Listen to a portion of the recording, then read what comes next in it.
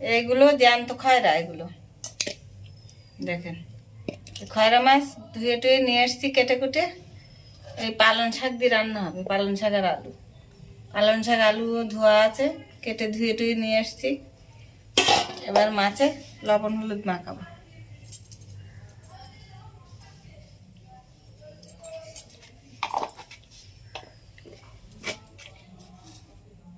লবণ,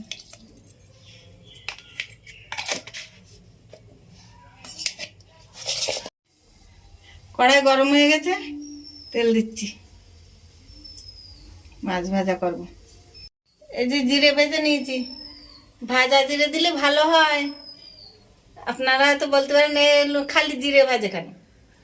ভাজা জিরে একটা ভালো সুগন্ধ হয়, খেতে ভালো লাগে। মাছগুলো তেলে দিচ্ছি।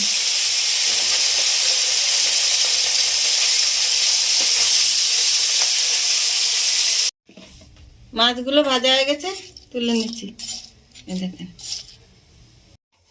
তেল গরম হয়ে গেছে, দিচ্ছি কটা জিরে,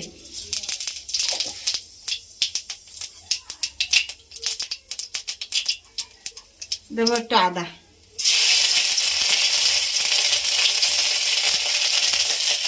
এবারে শাকগুলো দিয়ে দেবো।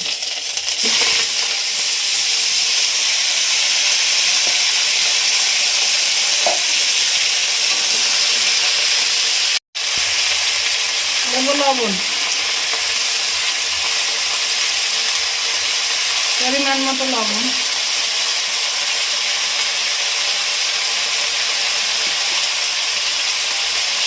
দেবো হলুদ,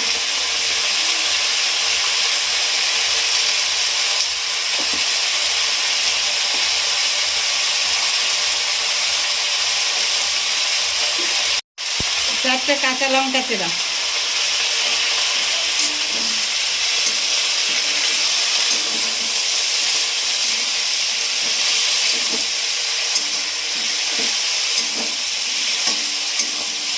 দেবো জল,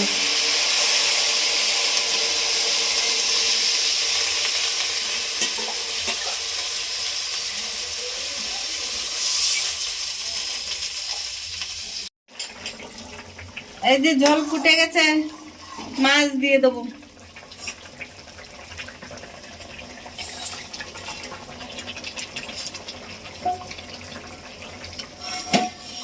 জিরে আর লঙ্কা বাটা এই যে দিয়ে দিচ্ছি।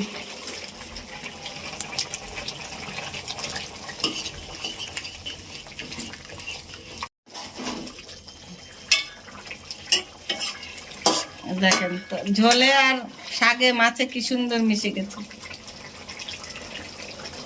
তরকারি এবার নামিয়ে দেবো, হয়ে গেছে।